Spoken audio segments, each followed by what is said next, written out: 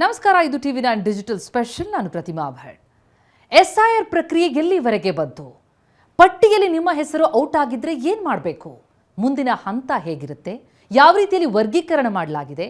ಏನಿದು ASDDO? ಆ ಬಗ್ಗೆ ಇನ್ ಡೀಟೇಲ್ ಮಾಹಿತಿಯನ್ನು ಕೊಡ್ತಾ ಹೋಗ್ತೀನಿ, ಕೇಳಿ. ಬಹುತೇಕ ಈ ಪರಿಷ್ಕರಣೆ ಪೂರ್ಣ ಆಗಿದೆ.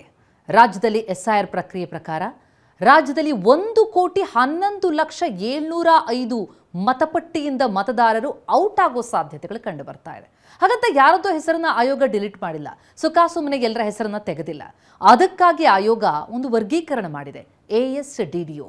ಹಾಗಂದ್ರೆ ಏನು, ಪ್ರಕ್ರಿಯೆ ಹೇಗಿದೆ ಅನ್ನೋದರ ಡೀಟೇಲ್ಸ್ ನೋಡ್ತಾ ಹೋಗೋದಾದ್ರೆ, ಒಟ್ಟು 5,54,52,314 ಮತದಾರರಿಗೆ ಎನ್ಯುಮರೇಷನ್ ಫಾರ್ಮ್ ಅನ್ನ ಕೊಡಲಾಗಿತ್ತು. ಆ ಪೈಕಿ 79% ಅಂದರೆ ಸುಮಾರು 4,43,04,632 ಮತದಾರರು ಫಾರ್ಮ್ ಭರ್ತಿ ಮಾಡಿ ಕೊಟ್ಟಿದ್ದಾರೆ. ಅವರದ್ದೆಲ್ಲ ಡಿಜಿಟಲೈಸ್ ಆಗಿದೆ. ಅವರೆಲ್ಲರ ಹೆಸರು ಕರಡು ಮತದಾರರ ಪಟ್ಟಿಯಲ್ಲಿ ಬರುತ್ತೆ. ಆದರೆ ನಾನಾಗಲೇ ಹೇಳಿದಾಗೆ 1 ಕೋಟಿಗೂ ಅಧಿಕ ಮತದಾರರು ಮತಪಟ್ಟಿಯಿಂದ ಹೊರಗುಳಿಯುವಂತಹ ಸಾಧ್ಯತೆ ಇದೆ. ಅವರನ್ನು ಈ ASDDO ಅಂತ ವರ್ಗೀಕರಿಸಲಾಗಿದೆ. ಅಂದರೆ ಎ ಅಂತಂದರೆ ಆಬ್ಸೆಂಟ್, ಗೈರಾದವರು, ಅಂದರೆ ಈ ಪ್ರಕ್ರಿಯೆಯಲ್ಲಿ ಭಾಗಿಯಾಗದೆ ಉಳಿದವರು. ಫಾರ್ಮ್ ತೆಗೆದುಕೊಂಡು ವಾಪಸ್ ಕೊಡದೇ ಇರೋರು ಸೇರಿರ್ತಾರೆ. ಅಂಥವರು ರಾಜ್ಯದಲ್ಲಿ 14,30,012 ಮತದಾರರಿದ್ದಾರೆ.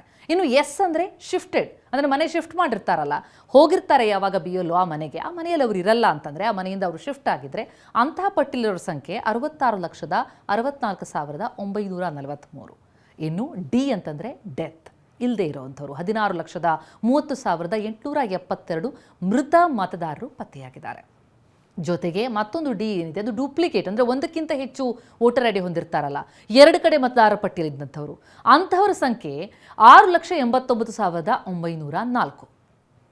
ಇನ್ನು ಓ ಅಂತಂದರೆ ಅದರ್ಸ್ ಅಥವಾ ಇತರೆ, ಅಂದರೆ ಫಾರ್ಮ್ಗೆ ಸಹಿ ಹಾಕೋದಕ್ಕೆ ನಿರಾಕರಿಸಿದವರು ಅಥವಾ ಇತರೆ ಕಾರಣದಿಂದ ದೂರ ಉಳಿದವರು, ಅಂಥವ್ರ ಸಂಖ್ಯೆ 4,88,974 ಇದೆ. ಹೀಗೆ ಇವರೆಲ್ಲ ಸೇರಿ ಒಟ್ಟು ಈ ASDDO ವರ್ಗಾವಣೆಯ ಪ್ರಕಾರ 1,11,705 ಮತದಾರರನ್ನು ಲಿಸ್ಟ್ ಮಾಡಲಾಗಿದೆ. ಅದರಲ್ಲಿ ಸ್ವಲ್ಪ ಹೆಚ್ಚು ಕಡಿಮೆ ಆಗುವುದು, ಆದರೆ ಬಹುತೇಕ ಡಿಲೀಟ್ ಆದಂತೆ ಲೆಕ್ಕ. ಹೆಸರು ಹುಡುಕೋದು ಹೇಗೆ? ASDDO ಪಟ್ಟಿಯಲ್ಲಿ ನಿಮ್ದು ಇದೆಯಾ? ಇದು ಬಿದ್ದರೆ ಏನು ಮಾಡಬೇಕು ಅಂತ ನೋಡ್ತಾ ಹೋದರೆ, ಈ ಪಟ್ಟಿಯನ್ನು ಸಾರ್ವಜನಿಕರು ಪರಿಶೀಲಿಸೋದಕ್ಕೆ ರಾಜ್ಯ ಮುಖ್ಯ ಚುನಾವಣಾಧಿಕಾರಿ ಕಚೇರಿ co.karnataka.gov.in ಈ ಜಾಲತಾಣದಲ್ಲಿ ASDDO ಲಿಸ್ಟ್ ಅಂತ ಇದೆ. ಆ ಲಿಂಕ್ ಕ್ಲಿಕ್ ಮಾಡಿದ್ರೆ ರಾಜ್ಯದ ಎಲ್ಲ ಜಿಲ್ಲೆಗಳ ಪ್ರತ್ಯೇಕ ಲಿಂಕ್ಗಳು ತೆರೆದುಕೊಳ್ಳುತ್ತೆ. ವಿಧಾನಸಭಾ ಕ್ಷೇತ್ರದ ಪ್ರತ್ಯೇಕ ಲಿಂಕ್ ತೆರೆದುಕೊಳ್ಳುತ್ತೆ. ಅದನ್ನು ಕ್ಲಿಕ್ ಮಾಡಿದ್ರೆ ಗೂಗಲ್ ಡ್ರೈವ್ ತೆರೆದುಕೊಳ್ಳುತ್ತೆ. ಅಲ್ಲಿ ಆ ವಿಧಾನಸಭಾ ಕ್ಷೇತ್ರದ ಪ್ರತಿಯೊಂದು ಮತಗಟ್ಟೆಗೆ ಸಂಬಂಧಪಟ್ಟಂತಹ ASDDO ಪಟ್ಟಿಯ ಪ್ರತ್ಯೇಕ ಕಡತ ಇರುತ್ತೆ. ಮತದಾರರು ತಮ್ಮ ವಿವರವನ್ನು ಅದರಲ್ಲಿ ಪರಿಶೀಲಿಸ್ಬೋದು.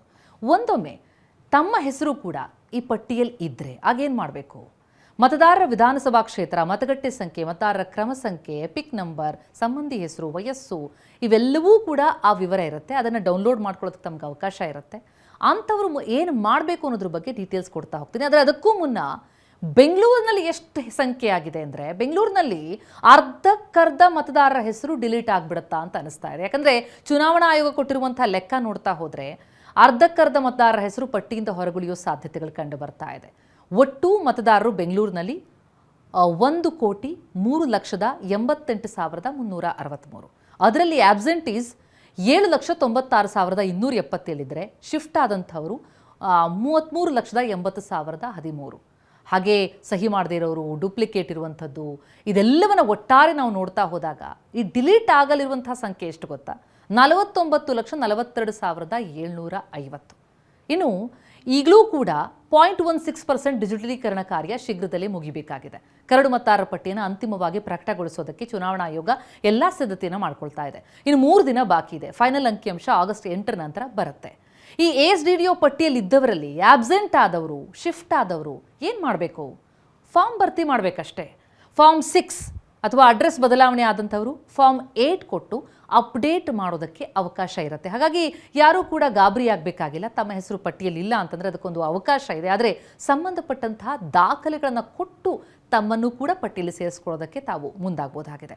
ಹಾಗಾಗಿ ಎಲ್ಲರೂ ಕೂಡ ಮಾಡಬೇಕಾಗಿರೋದಿಷ್ಟೇ, ಈ ASDDO ಪಟ್ಟಿಯಲ್ಲಿ ತಮ್ಮ ಹೆಸರು ಇದೆಯೋ ಇಲ್ಲೋ ಅದನ್ನು ಪರಿಶೀಲನೆ ಮಾಡ್ಕೊಳ್ಳಿ. ಒಂದೊಮ್ಮೆ ಪಟ್ಟಿಯಲ್ಲಿದ್ದರೆ ಏನು ಕ್ರಮ ಕೈಗೊಳ್ಳಬೇಕಾಗಿದೆಯೋ ಸಂಬಂಧಪಟ್ಟಂತಹ ದಾಖಲೆಗಳನ್ನು ತಾವು ಒದಗಿಸಿದ್ರೆ ಮತ್ತೆ ತಾವು ಕೂಡ ಈ ಪಟ್ಟಿಯಲ್ಲಿ ಸೇರ್ಪಡೆಯಾಗಬಹುದು. ನಮಸ್ಕಾರ.